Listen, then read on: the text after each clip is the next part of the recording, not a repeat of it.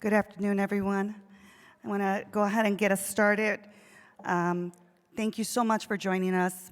Buenos días, buenas tardes. It's Happy Hispanic Heritage Month. It is my pleasure to be here with you. My name is Sandra Magallon.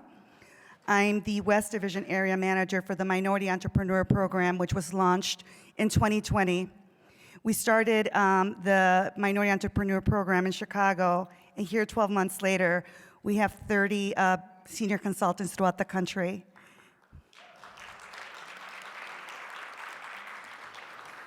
And so I am excited to have you here today. Through the Jamie Dimon $30 billion commitment, there's a number of different financial education and different types of programming that we are committed to. And it really isn't us just giving blank checks away. It's a true commitment of building an infrastructure that will help advance our minority-owned businesses throughout the country. I am a daughter of entrepreneurs. My parents migrated here and they opened their own business. And I saw firsthand the challenges that they had when they were trying to get through the pandemic. It was because of the Chamber of Commerce that they were able to go ahead and get a grant to help them create digital content to help their business going. And so through the pandemic, I had an opportunity to really join this fantastic group that was started by Mikhail Quarles, my boss back there. Thank you, Mikhail. And then here I have a panel of beautiful Latinas talking about finance and who are helping our small businesses. And that really does strike me because for so many years growing up in the financial industry, sometimes I would feel like I was the only, not just only Latina, but the only woman in the room. So to have a panel of these beautiful Latinas that are going to talk about the power of capital, it's amazing. And so I'm going to go ahead and just get us started. See. Oops. Sorry. There we go. This is one of our clients. So everything that you're seeing in our marketing is clients. We're not hiring models. We're not doing any of that. We're hiring our own clients and telling their stories.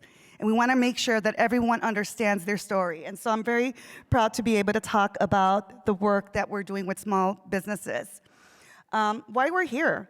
All businesses deserve an equal opportunity to prove themselves in the marketplace. And why now? Why now? Because I will say that since we started this program, our team has been able to enroll 850 small business owners for one-on-one mentorship. 850. And the mentorship program is to help with one-on-one coaching. And so one-on-one coaching mentorship, this is what my team does, which is amazing. The other thing that we do is that we also created a way to work closely with Chamber of Commerce, with cities, with counties, with nonprofits to help bring education to small businesses. Through that, we've been able to go ahead and facilitate over 200 events in the last 12 months that have touched over 5,000 small businesses across the country. And we're just getting started. And so today what we are talking about is the fundamentals, because one of the things that we realized as we were trying to help small businesses through the PPP process, through the small recovery funds, through some of the grants, is that some of them really just didn't have the knowledge of really understanding what the fundamentals were. They can make a mean paleta. My mom, she can make you a really good paleta de guayaba or de nanche, and she'll tell you exactly why it's the best, and she will sell it. But when it comes to really understanding finances, that's where I come in to kind of help shepherd her and my dad through that. And so I'm just very proud to be able to contribute to them in that way. And so the fundamentals, I think, are very important because of the fact that the banking industry for so long, especially large banks like ours, have seemed scary. People sometimes feel like, well, you know, Chase doesn't care about me, I'm too small. No, we care about you. That's why we're here today, because we care about small businesses. And as you've heard through the different conferences and different speakers, you've heard about how aligning and collaborating and working together is what's gonna get us to where small businesses need to be. For too long, the access to capital was the non-access to education and financial knowledge. I would say that I started learning about finance when I started working in the banking industry almost 25 years ago, and I'm still learning something new every day. And so do you imagine small businesses? And that's the importance of what we're going to talk about today. Okay, so here is going to be a quick show of hands. How confident do you feel about your knowledge of business credit options? So to the small businesses out there, how confident do you feel about the options that are available to you through the SBA, through banks, or through even what we call CDFIs, Community Development Financial Institutions? Let me see a show of hands. Okay, thank you for being honest, right? And so what we're gonna do today is that we wanna make sure that we cover a number of topics that is gonna help you walk out of this room today and feel like your knowledge has gone up a level, that you've been able to understand not just what the fundamentals are, but what the options are. And if you don't know what the options are, visit us at our booth, because we have a number of experts here who actually left like their banking relationship jobs as relationship managers to help build this wonderful program. And so today we will cover, we'll go ahead and cover all of these different topics. You do have workbooks. The workbooks are meant to be interactive. And again, just feel very comfortable to share or even take a pause, make us pause if you have any questions. We do have a stand here in the middle of the aisle. In case you have any questions, please feel free. I do want to welcome our virtual attendants. And so John Kadala, who is in Dallas right now, is in the chat room. He's one of my senior consultants, ensuring that the chat room is being attended to. And so I would ask if you have any questions to please use your mic so that the virtual attendees get the benefit of the questions that you may have. And so with that, I want to go ahead and introduce you to Alejandra Fajardo. So Alejandra, take us away.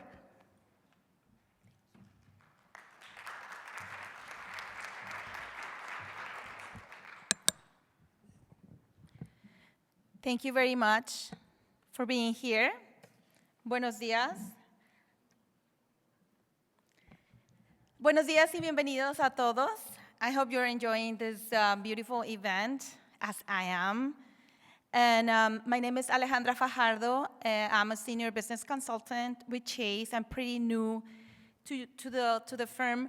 And I am representing Chicago. So those that are here that are from Chicago or close to it, you can stop by, and if you have a question, we can help you there. And if you want, I can give you an advising session. Okay, well, today we're going to talk about several good topics about your business. And what I'm going to talk about is about cash flow. And I want to ask you, do you know what is cash flow? The king. Okay, so cash flow is not only the money that you have in the bank, it's the money coming in and the money going out, your business. So what we do, we help our business, and we want to help our business to start thinking strategically about the cash flow. And the cash flow is the flow of the cash in your business. El flujo de efectivo. Have you ever heard about that? Flujo de efectivo, so that's the money that comes in and goes out of your business. Okay, I said that. Oh.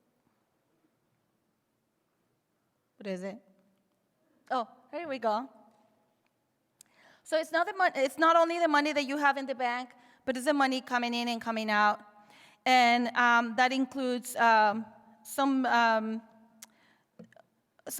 deals that you're going to be closing in your business, and the money is getting in. So we're gonna talk about this. First of all, we're gonna talk about the money that is going out, right? So how the business owners use the cash flow. So some of the business owners need to pay, obviously, the suppliers, right? They need to pay rent. They need to pay their employees or contractors. They also have, we call it in Spanish, gastos fijos y gastos variables, all the expenses in the business. And obviously, some of the cash is used as the business is growing, some of the cash is used inside the business. You're putting the money back into your business so you grow.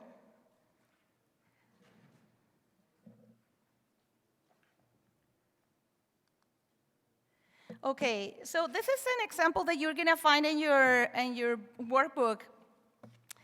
I'm just gonna mention this example is a technology business that is growing and is doing very good, and they're getting a lot of new clients, and it looks like the business is doing very, very good. The owner is hiring new people, buying more equipment, but the problem here is that the money going out is a constantly activity, right? But the money coming in, it's not, because she has to close some deals. And before you take money out of your business, you need to make sure that you're getting the money in, okay? So I'm gonna talk about an example that is my dad. And I asked his permission. So my dad used to have a business, and his clients were local in a town, and one of his clients was a small chain. This chain, it was only in that state, but this chain started growing. So my dad's business started growing as well, right?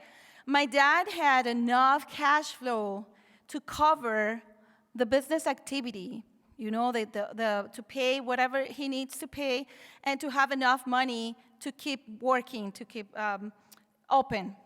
So when this new opportunity came, he didn't have enough cash flow.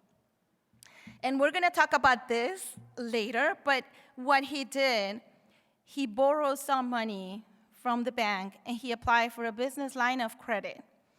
So then he got the money, he got the cash in the business, and then he was able to grow.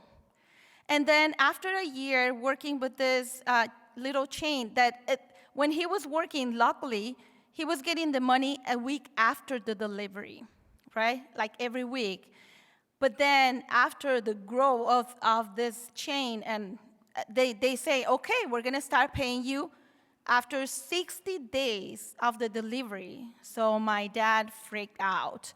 So he applied for this business line of credit. He had enough money to keep growing, to keep moving. He hired people. He was able to pay everything on time. So we have to make sure that we pay on time everything, that we have enough money, enough cash in our business so we are not late with payments. Okay, and we don't want to ruin our credit as well, right? Who wants to do that? Okay, so you're gonna find that example in your workbook about the technology company. But also, I wanted to tell you something very important. It's very important that you manage those needs, those cash flow needs in your business, and you have to check with your bank what are those features that the bank is offering to you so you get the money right away. If you have a check, don't wait to have time to go and deposit, right? Just take a quick picture and get the money in your account. If you have someone that wants to pay you with other forms of payments, you can offer whatever you have available, like quick pay or other ways to get the money in right away. And if you have deals that they're gonna pay you after 60 days, try to apply for, a new deal so you get the money before. Okay. All right, so I'm gonna pass out the mics to Amanda, and I just wanted to tell you that there are some good opportunities to start lending money from other sources and start getting a healthy cash flow. Sorry, I thought that you had a question. Okay, Amanda, thank you very much, and we're gonna have chance for questions later.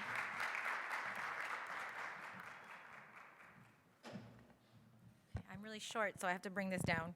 Sorry. No. Okay. Hi, everybody. My name is Amanda Dietz, and I am a senior business banking consultant from Houston, Texas. I don't know why I did that twang. I'm not sure. No, but I've been with the firm for over 7 years, and I've been in banking for over 13 years. And my experience includes business relationship management and business underwriting. So I feel very blessed and privileged to actually be a consultant for Chase and to be actually on the ground helping the community. So my first question is, who here needs money for their business? Raise your hands. Awesome. Okay, so you're gonna love this section and the knowledge that I'll be able to share with you. So the first question is, does your business need to borrow the money?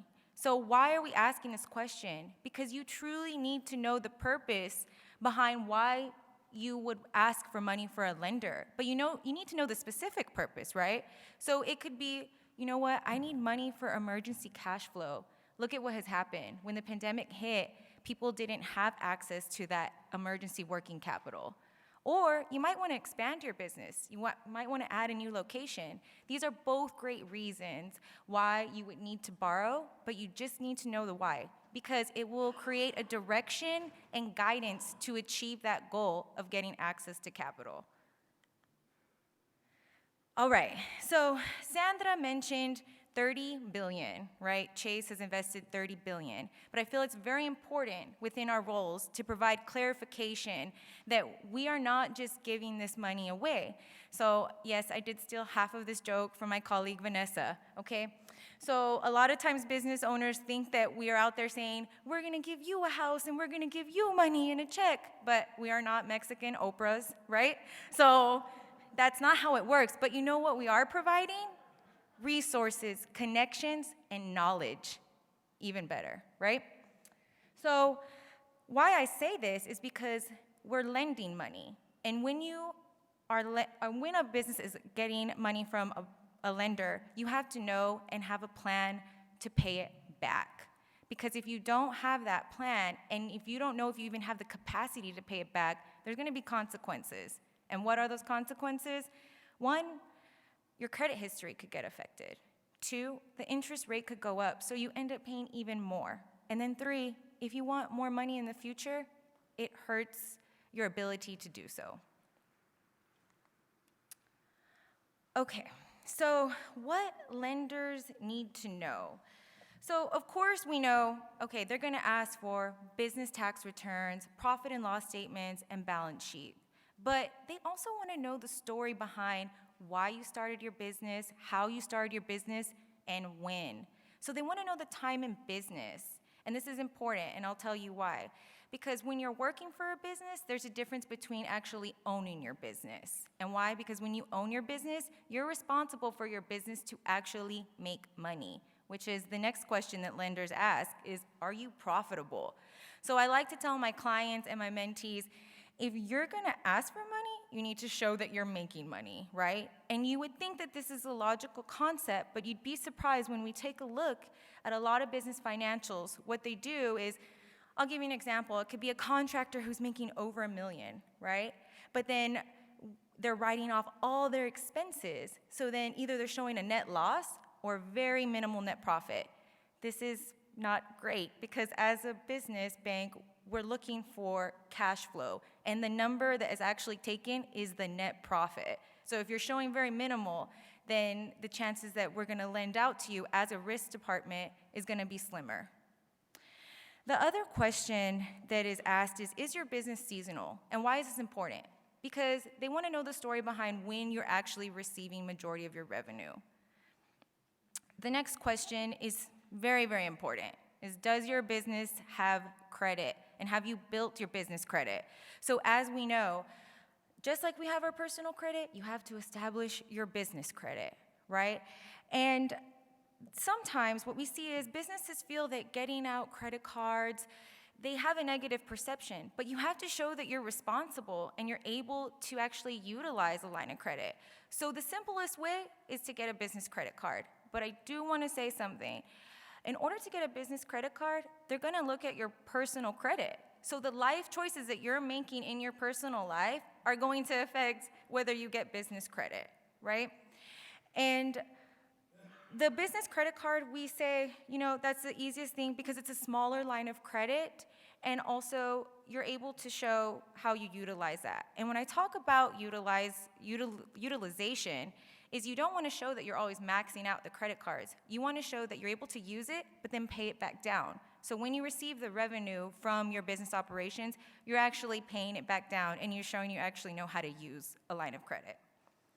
The other question that's asked is, are you looking to expand? So that can mean a couple different things. If your business is going really fast, you might just need to add employees, and that could be expansion. Or guess what? You want to add on to your business. And I want to give you an example. So I had a client, and she was an OBGYN. She was a doctor. And she said, you know what? I want to add on a med spa. And I told her, great. Because personally, I don't like going to the OBGYN, but I would love going to a med spa, right? But I told her, okay, well, you need to show me the breakdown analysis.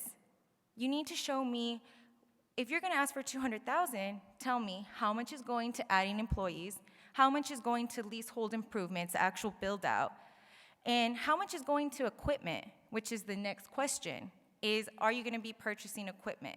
Some lenders can actually take equipment for collateral.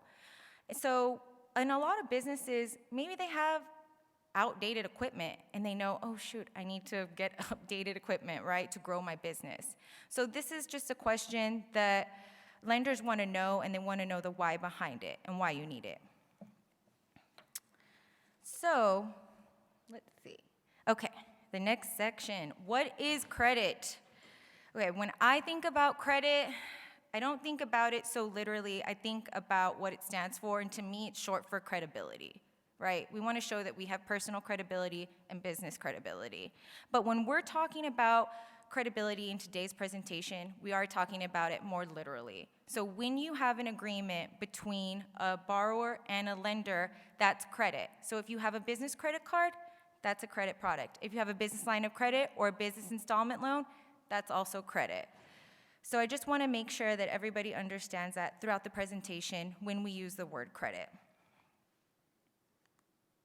Okay, so here is where I can actually stop talking and you all can look at your workbooks. It's pages 6 through 8, okay? And in this section, you want to look at the bigger picture of your business. As business owners, we're getting pulled left and right, and you might not have enough time to actually just sit and think about how you can strategize and make your business better. So these questions really allow you to take a look at the bigger picture. So one section is in regards to environment, looking at the current environment we're in and how your business is running operations. Also, another section talks about opportunity. What ways can you change your strategy? What are your clients today now looking for? So I'm just gonna give you all about 5-ish minutes, and then I'm gonna ask the questions, and then I would like for you all to come stand and tell me the answers or what you got out of this worksheet.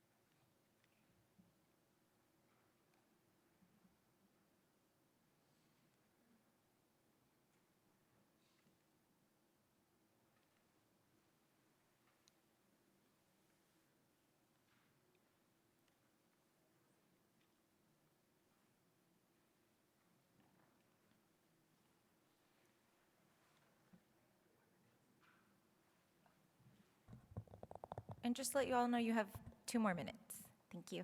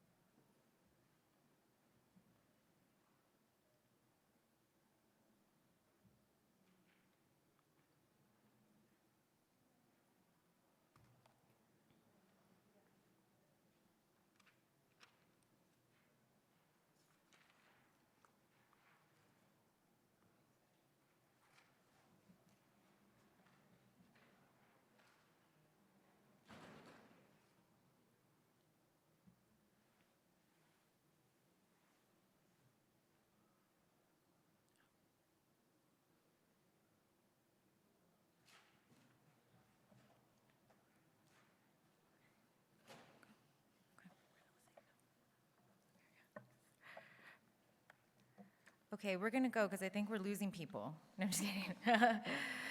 Um, so, business owners out here and who would ever like to volunteer, please come because we would love to hear y'all's story. So, when you were filling out this workbook, who had an aha moment? Meaning, did you see that any of your responses help you see your business in a different way? So, how did these questions help you look at your business in a different way?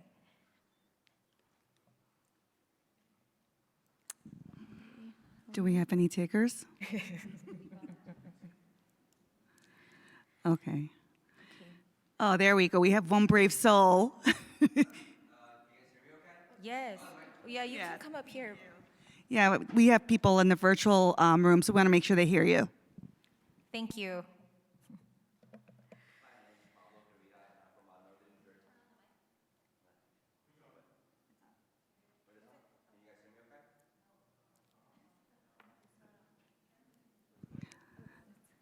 Let's see. Let me give you this mic.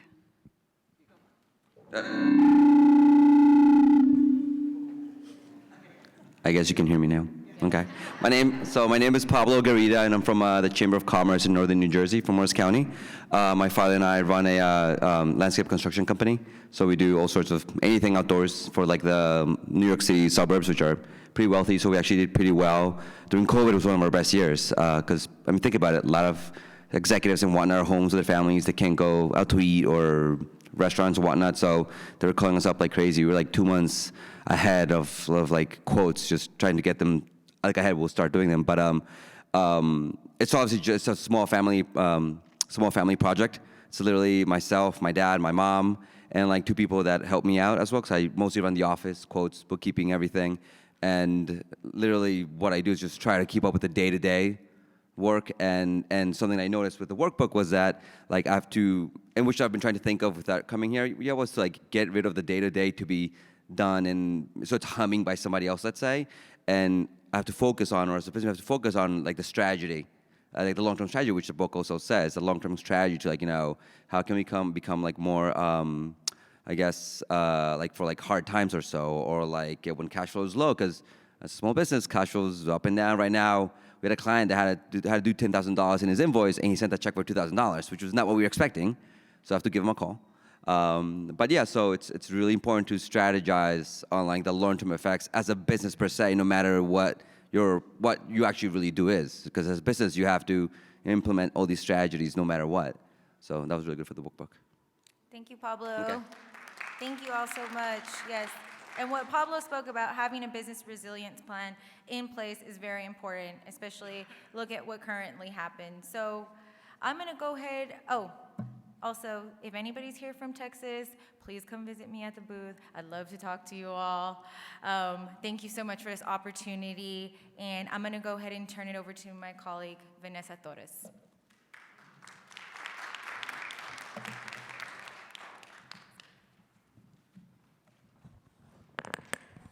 All right, I'm a little taller than Amanda.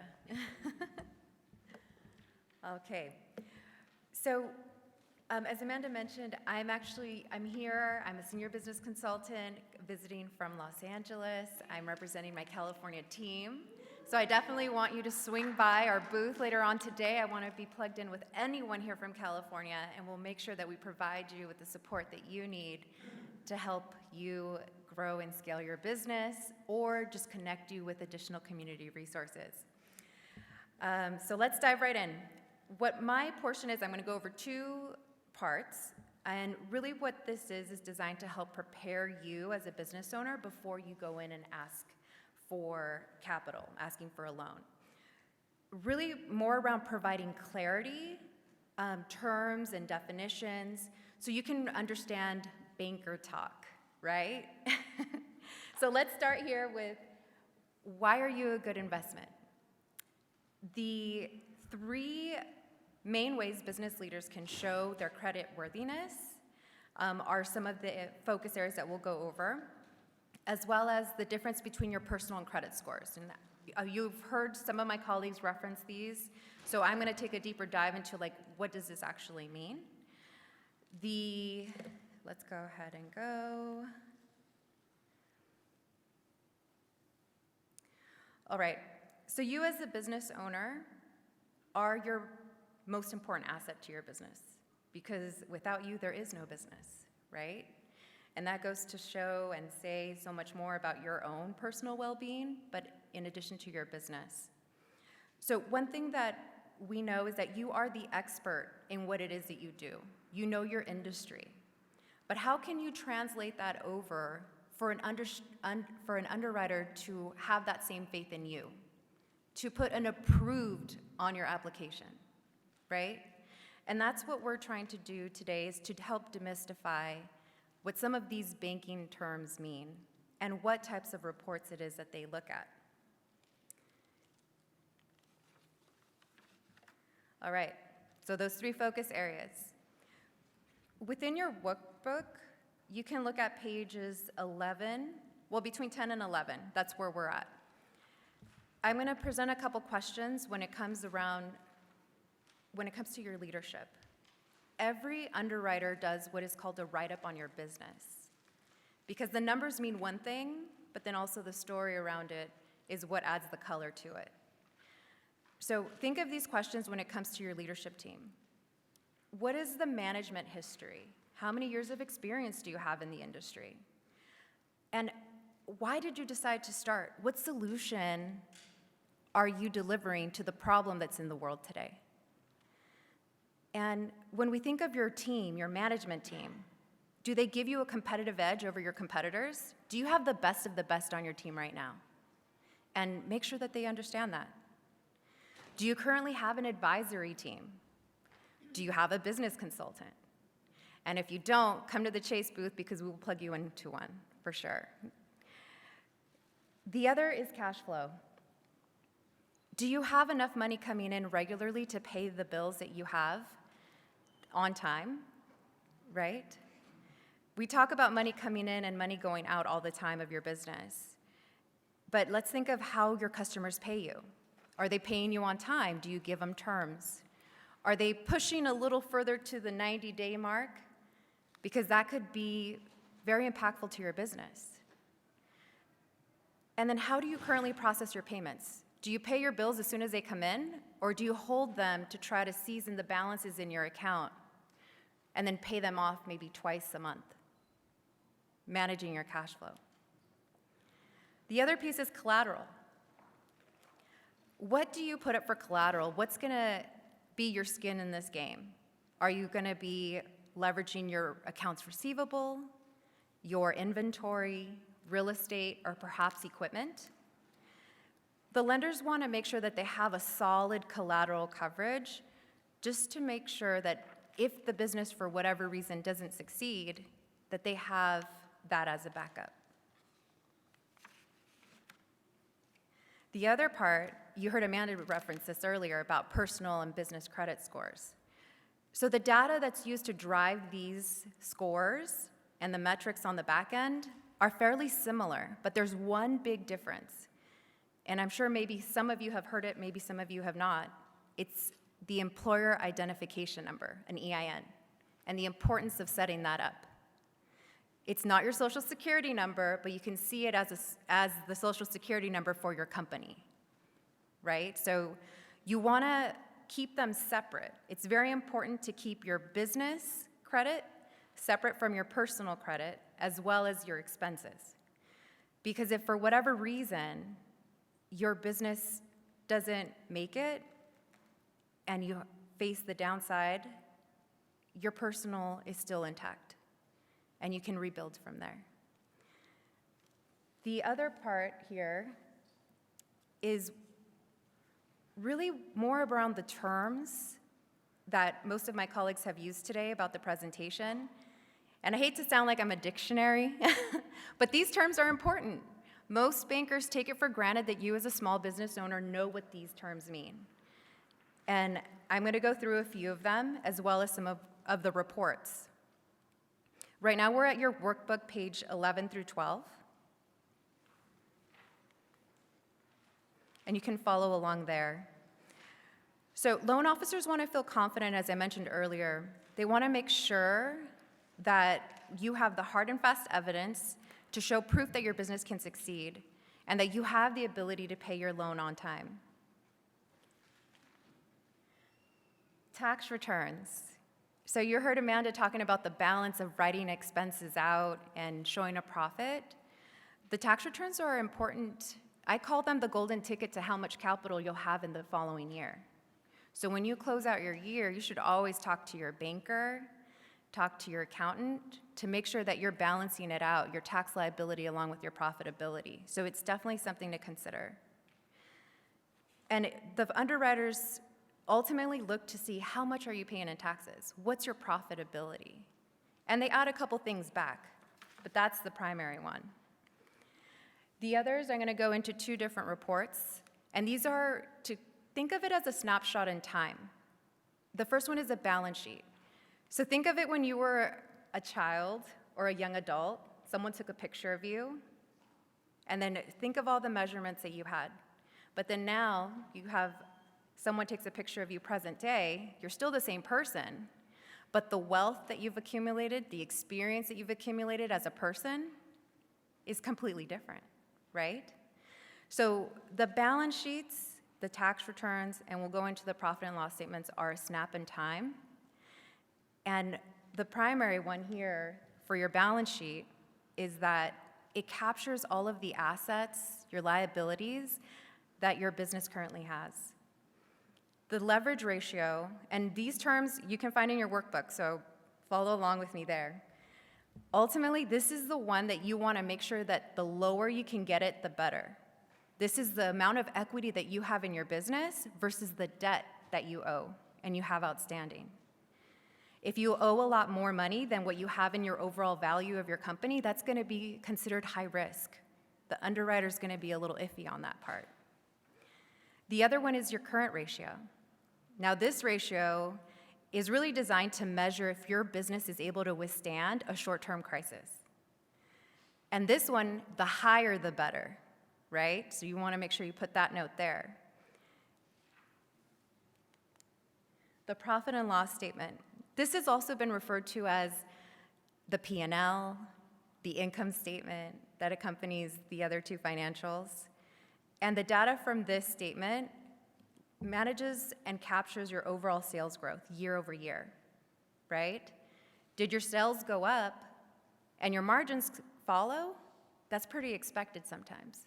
But what if your revenue goes down and your margins go up? What's the story there? You decided to focus on more profitable clients? Because sometimes getting more deals doesn't mean more profit, right? And it comes time to assessing that and then making sure that the story follows along with the explanation.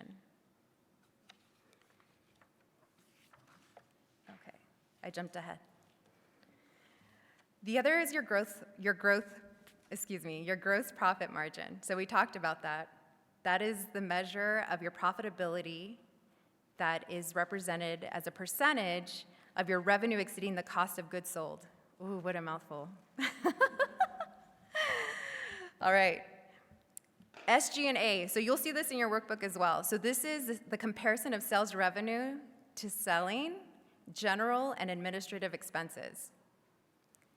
And then how about EBITDA? This is the one that's thrown around all the time. Can you guys raise your hand if you know what EBITDA means?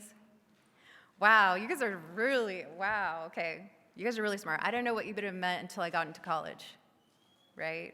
And most small businesses don't really quite understand what this is. So this is a statement of earnings before your interest, before your taxes, depreciation, and amortization. So it's truly the measure that shows your earnings before the influence of accounting and financial deductions. So this is like the real deal, right? That's important. So that pretty much wraps up my piece, but I do want to just leave you with a few final takeaways in this section. That your P&L and your balance sheet are critically important to your ability to get a loan. And the more organized and clear the accuracy of the information that you provide, the better chances that you have of getting a loan. And with a trained professional to help you prepare these documents, remember I was talking about talking to your banker, talking to your accountant, that will then help prepare you for when the reports are done to strategize for that stronger credit application. And I'll go ahead and transfer it over to my colleague Grace from Miami.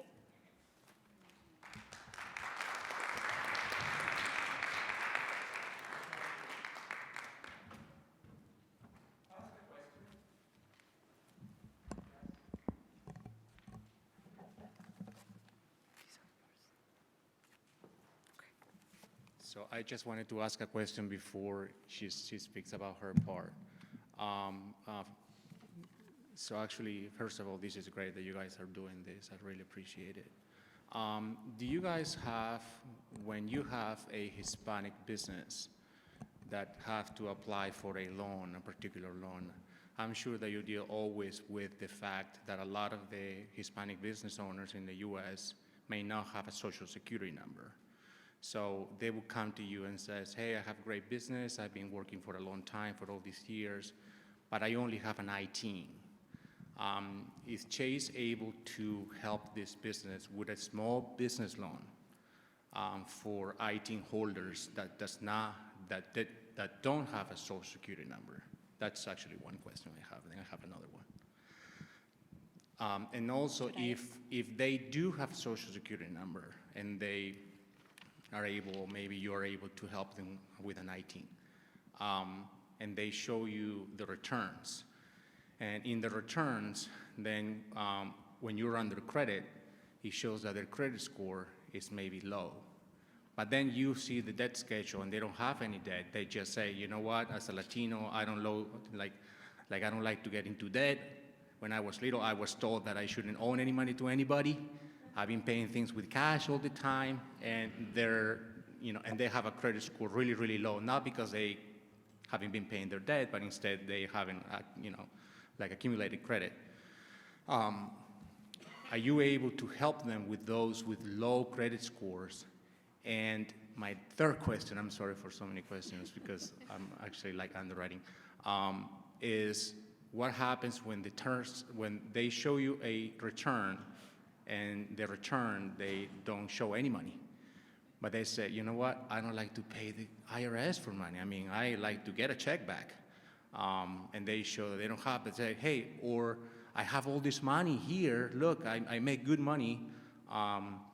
Or they will tell you, how much do you want me to claim on my tax returns, because I can change it tomorrow. So what do you do particularly for those, I would say, majority of Hispanic business owners that have those issues? Thanks. Thank you very much for your questions. And I'm going to answer the first one. Okay, so for the people that don't have Social Security number and they have the ITIN number, What we're doing in this program is we're not saying we don't have the help for you, we cannot help you, but we connect them with the CDFIs, the community. We talked about the CDFIs before. We connect them to the right one. If they're going to purchase a building, a commercial building, we have a CDFI list that those that kind of loans. And if it is a working capital one, and we connect those business owners to the right one. And we have all the resources for them. And that's why we're here. We don't want to say we can help you. We want to say, okay, the bank can do it right now directly, but guess what? We do have our community partners. They can do it for you. Okay, just checking. Okay, so one thing that our program is, it's one-on-one consulting services, and one of the main focus areas is around preparing them for access to capital. So they may not be ready, most small businesses are not ready from the time that we meet them, but we put them on a path and set tangible milestones for them to meet and prepare themselves to get there. Our ultimate goal is to get them to Tier 1 banking. That is the long-term goal, because that's where we'll get the most favorable terms, the lowest pricing.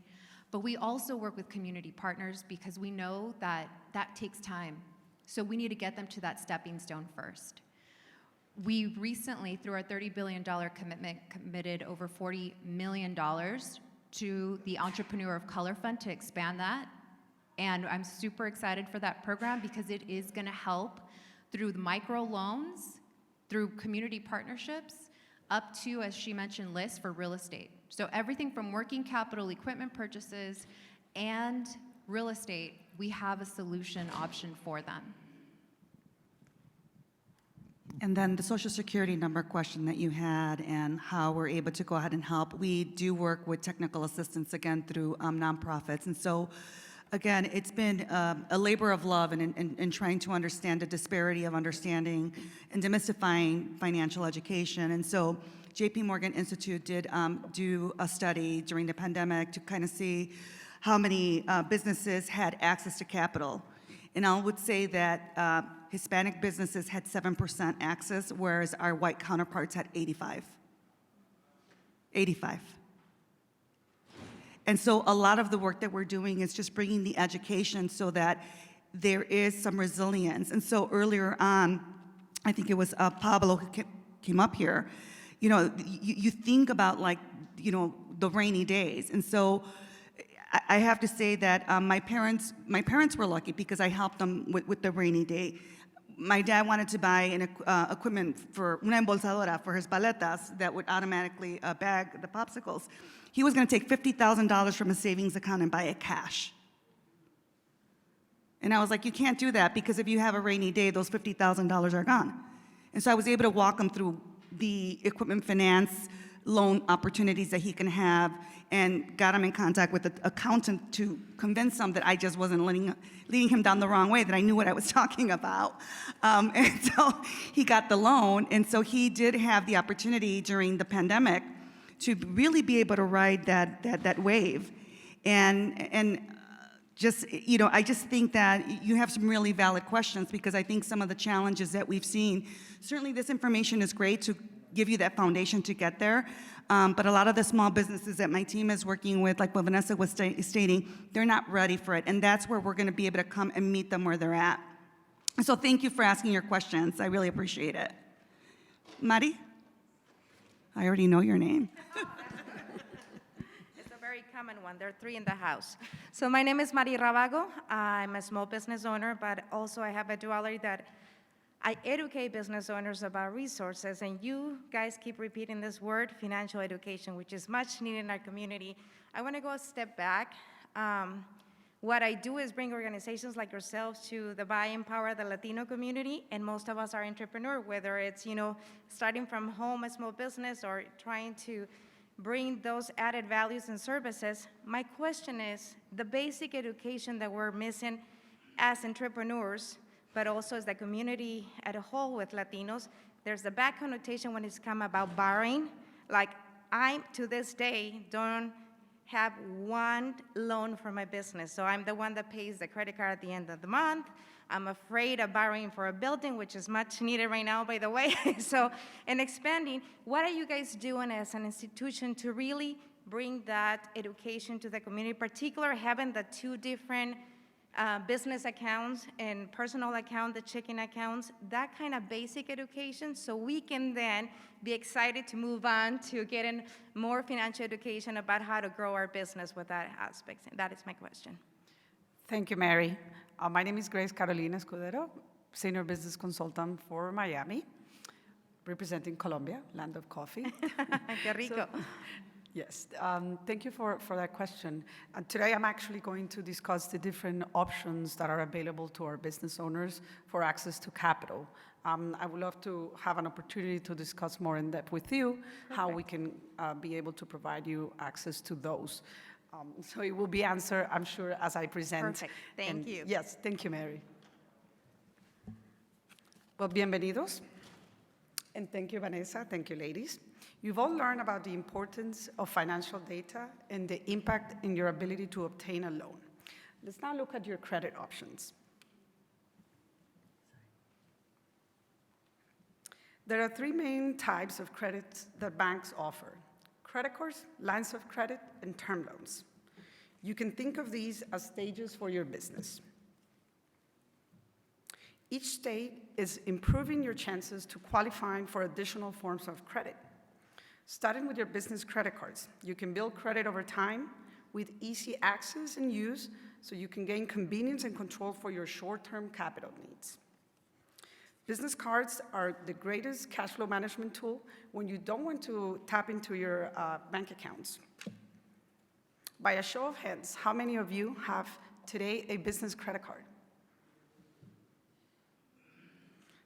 Excellent. Well, and how many of you are actually taking advantage of the different benefits they offer? Okay. Well, some of those benefits are cashback rewards, points on rewards on your purchases for airline miles, and travel protection for your purchases. So if you travel here with your business card and you're staying over Tuesday night and you miss your flight, rest assured that you have an opportunity to file a claim for that. With a strong payment history on your credit cards, you can build a good foundation for future loans such as lines of credit.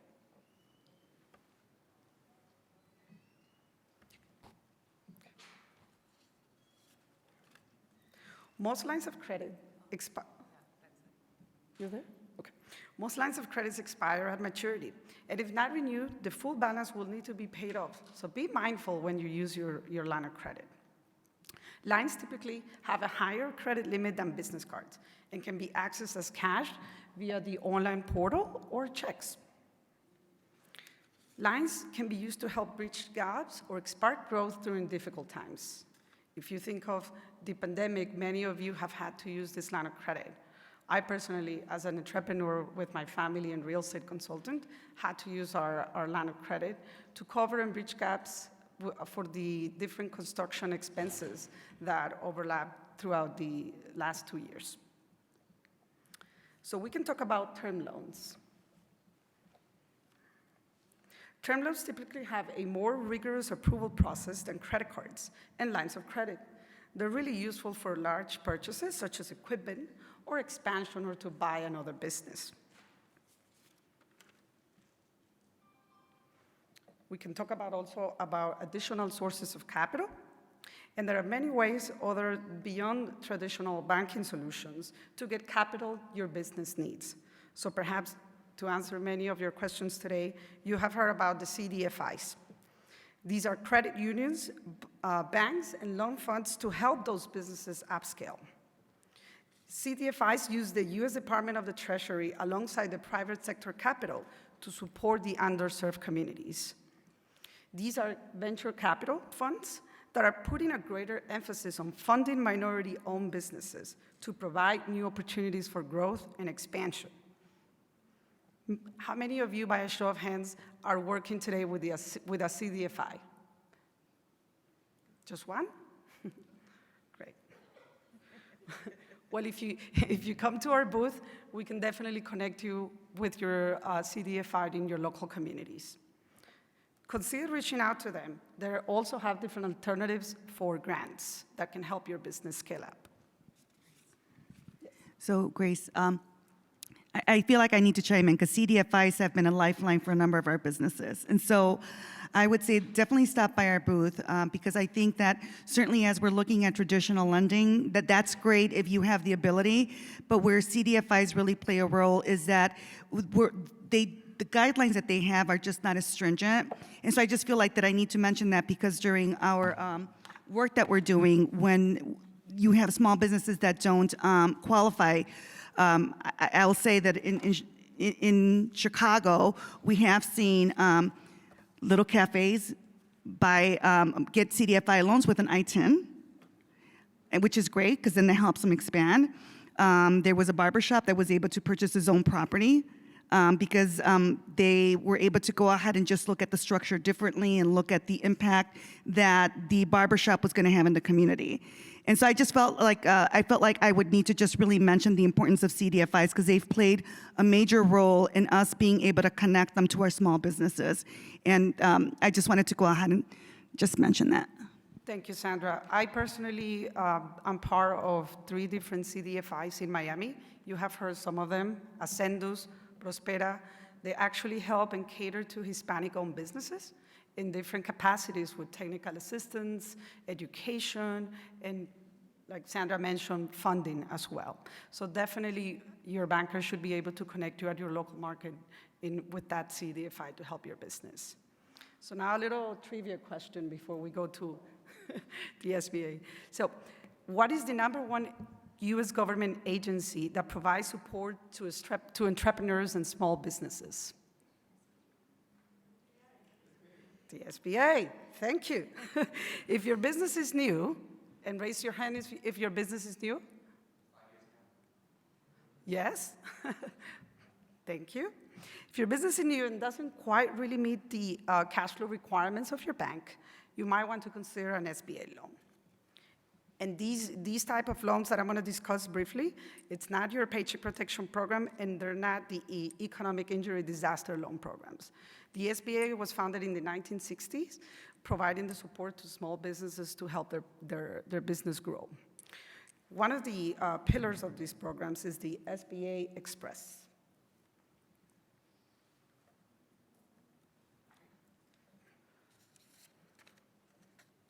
So who's eligible for SBA loans? Businesses with less than $15 million in tangible net worth and that have generated less than $5 million in average net income in the last 2 years. The SBA Express loan is typically a quickly turnaround loan provided as a term loan solution or a line of credit and up to $350,000. Typically, these loans are great for startup businesses seeking to grow sustainably or expand. Anyone here familiar with the SBA Express?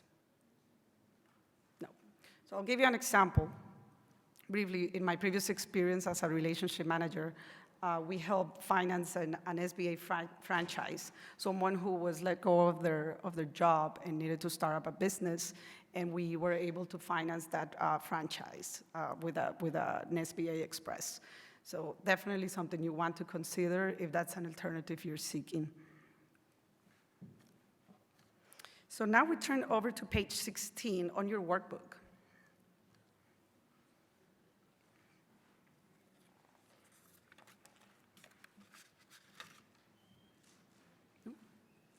Everyone ready? Okay. So I'm going to give an example for an engineering firm. Thank you. Gibson Engineering has a new idea for an outdoor structure that allows people to enjoy their fresh air no matter the season. Marcus has over $200,000 in costs that will help this project with as little as 10% down payment to be able to finance this project for 10 years. So typically these loans are no more than 10 years. They don't exceed more than 10 years, your average Express loan. And a more robust solution is the 7(a) term loan. Thank you. So anyone familiar with 7(a) term loans? I see. So, well, 7(a) term loans range from 7 years for working capital and 25 years for your real estate acquisitions, and up to $5 million. We turn over to page 23 of your workbooks.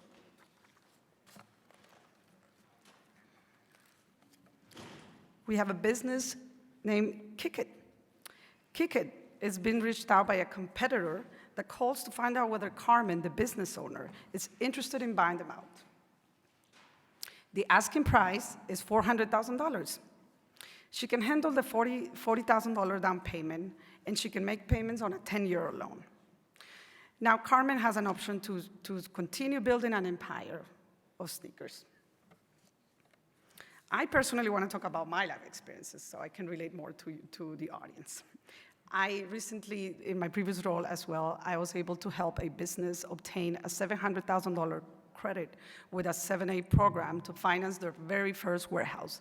I'm very proud of that because that business has been able to obtain government contracts, being a supplier diversity owner, and he's scaling up his business 30% year over year. Not only we help them grow their business, but also reduce the cost of rent and be able to strengthen their balance sheet. That business today is generating revenues over $3 million and is considering to expand into a second location. So I like to say, if you're that business seeking to expand and grow, please talk to one of us or one of our relationship managers here today so that we can help you and help your business grow. Thank you. I want to hand it over for some closing remarks to our leader, Sandra. Thank you. Thank you, Alejandra, Amanda, Vanessa, and Grace. So now that you have all this great information, now you're ready to build your empire. Wow. How did you know that one little workshop was going to help you build your empire? No, but like seriously, I just wanted to make sure that I would see a show of hands and want to make sure that you feel that you were more empowered with this information. And so you can be honest, you're not going to hurt my feelings. But how many of you feel that you gained a nugget of knowledge through this workshop? Let me see a show of hands. Excellent. That is amazing. And so again, that is our purpose of the workshop today, is to ensure that we're able to go ahead and provide you with additional information. The banking system continues to change. The SBA continues to provide different types of recovery loans to help our small businesses that we did not touch on. However, we do have a number of very intelligent, gifted consultants here that can really walk you through some of the programs that are available that are not traditional. And I think it's just really understanding what works best for your organization. Where is it that your organization is at today and how you want to grow? And so with that, I'm going to go ahead and open it up for questions. Mari, I'm not sure if we were able to go ahead and answer all of your questions. No, pues ven para acá, mujer. Okay, no. That's good. So if I get stuck, I know you guys will help me. Basically, it's wonderful information, and thank you so much to each one of you guys for sharing. My biggest concern, because these are the things I deal with on a daily basis with the people I serve, right? So they don't have the financial education, and in order for them to learn about having the two separate bank accounts, which is so basic, you know, just being able to ask for a loan and what the process is, and nothing negative with a cultural connotation that we have that is malo de ver, you know how that goes. At least our abuelitas taught that, right? You should never be in debt. So what is it that you guys are doing to get or reach the Latino community with that basic information in order for you guys to prepare them so they can come to you and then offer all these wonderful, you know, different products that you have for them? That was the question in a nutshell. Vanessa? Thank you. Gracias, Thank Mari. you for your question. So one thing that I love about our program is that you don't have to be a Chase client to participate, which is awesome. We don't have sales goals, but we do measure our performance by measuring how much we move the needle for that small business. And what we do is work alongside community partners who have been doing this work for many years and do it well, but just being that connector and then prepare them for the one-on-one mentorship with us. Because for us, for the one-on-one mentorship, we want you to be at least 2 years in business and have at least 100,000 in annual revenue. That's not going to be a lot of people, but it's a good amount of small businesses that have been established that just need a little bit of a, not even a handout. They just want information, right? They just want to be on a level playing field from those that already have had this come down from generations, right? So to answer your question is that we work alongside community partners. We work through our existing internal network of our Chase branches across the country. We're the first bank to really have branches in all 48 states. and that's how we work alongside community partners and through our branch network to reach the community. Other thing that I want to add, thank you, Vanessa, Dani, is that we also have the community managers that provide the financial education in the communities. So we also partner with our we do internal partnering.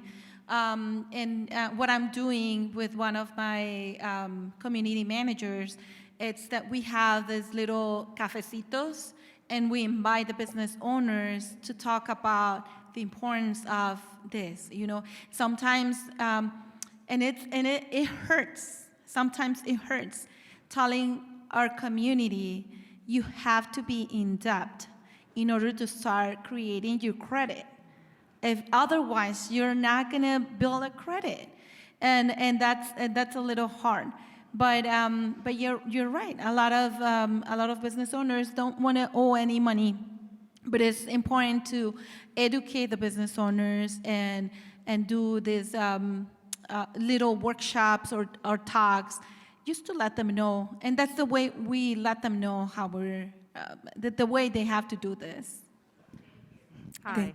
Hi, how are Got you? a- Thank I you, ladies. just wanted to add that specifically we work with a lot of non-for-profit organizations, and these non-for-profit organizations have minority entrepreneurs, and they have hundreds of them, and they allow us to come speak and talk about the fundamentals of starting your business, and that's when we're reaching the masses. But of course, we have a landing page where we have oh my gosh, over hundreds of people actually signing up. 600 in 600. 30 days. I remember, yeah, so 600. But when we go to these events, we truly are trying to teach them, you know, the basics so they can learn how to scale their business. And like you mentioned, they have bad connotations about credit, and we're trying to change that mentality, because that's where it starts, right? And that's how we have to tell them, you know, we have to start with changing the way they think.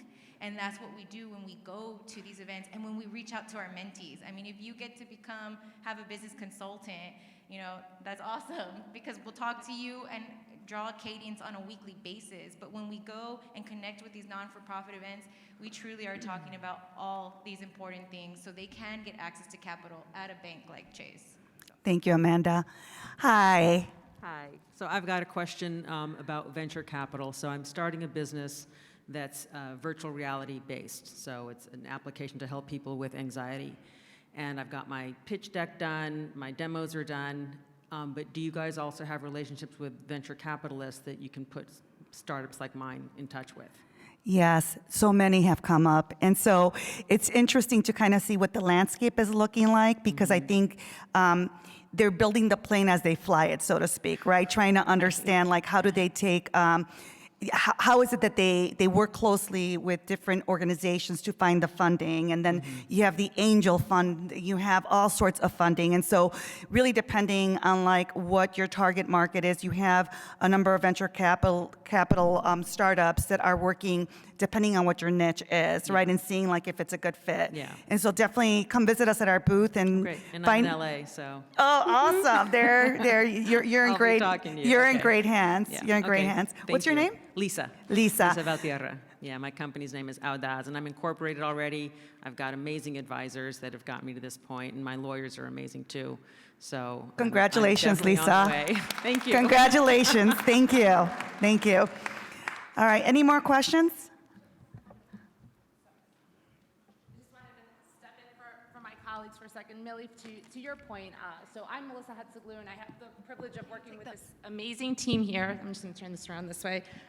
And it is a true testament of the partnership, right, that our firm brings together. So I lead our diverse segments in our consumer bank, which in very plain terms is leading our Hispanic and our Latin consumer strategy.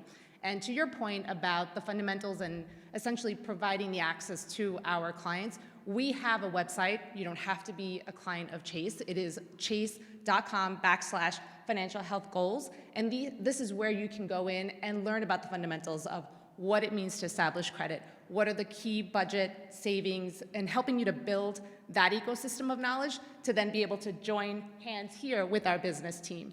We also have this content available in Spanish, which we understand that Spanish is such an important cultural identifier and unifier for us. So we want to make sure that whichever language you choose to come and access this information, it is available to you.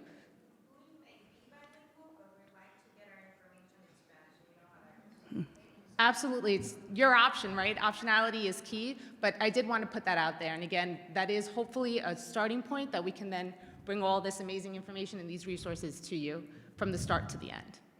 Sure. Thank you, Melissa. Thanks, guys. Good, thank you.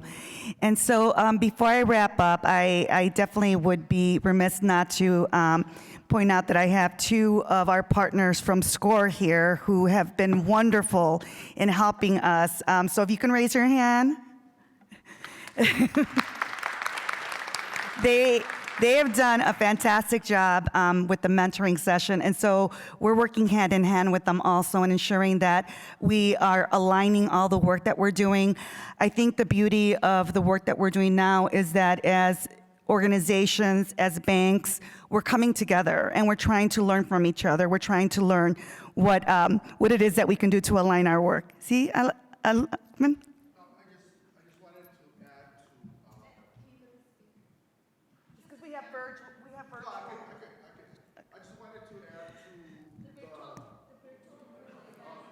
yeah.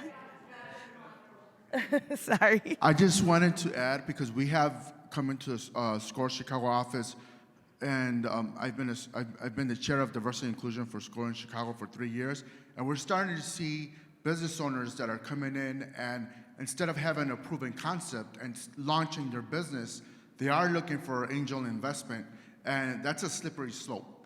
So because you have an unproven model business, and you're always going to have to give up something, and it's not like it looks on Shark Tank, unfortunately, right? So it's you always have to give up something, and the thing is, I would say there's nothing like hard work and proving that your business is going to work, because then you have something to go in with, and you have something that's proven, and you have revenues to prove for your business concept, and the path to profitability is going to be much better.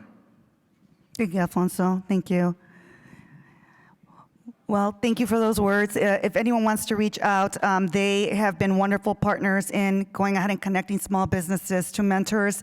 They're launching a program with the Little Village Chamber of Commerce, trying to find some local mentors for the mentees.